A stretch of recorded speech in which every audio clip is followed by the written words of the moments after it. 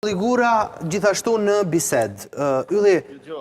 po, I dëgjove pak a shumë të dyja, edhe informacionin që na tha Igli, po gjithashtu edhe pikpyetjet që ka Faiku në gjithë këtë ngjarje. Ishte interesante paralelja që tërhoqet, pavarësisht se është ndoshta një kënd më i gjerë, me drejt zoti Basha e tha, pra kishat në Banjsk, në atë që ka ndodhi para disa kohësh, dhe me xhamit në Shqipëri. Në fakt, për të thënë vërtetën, mos më vjen as pak mirë që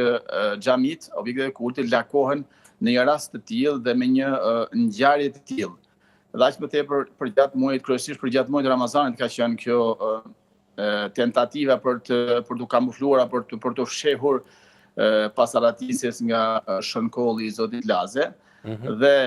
ajo që duhet të thënë, në fakt është që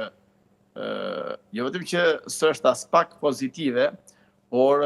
për besimtarët, spari, dhe ata që I frekuentojnë dhe menaxhojnë më saktë xhamit, po dhe për qytetarët, do të jetë qartë që xhamit apo të gjithë objektet e kultit në fakt dhe kishet e kanë fjalën në Shqipëri, nuk janë as pak dhe nuk do të jenë as pak vende ku mund të kamuflohesh apo aq më keq mund strehosh dhe më shumë sa kaq mund të keq përdoren nga individ të tillë si zotëria I dënuar. Pra ka marrë një dënim ai për arsye të një vepre penale, zoti Basha është më I detajuar në këtë, ka marrë një dënim dhe për këtë I duhej që të kryente dënimin në institucionet e ekzekutimit të vendimeve penale, ku është në Lezhë.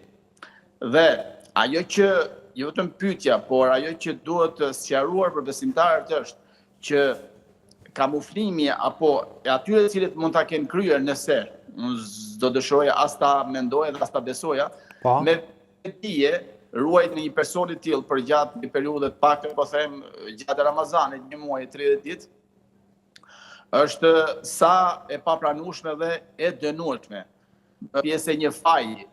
sidomos nëse kanë patur dieni,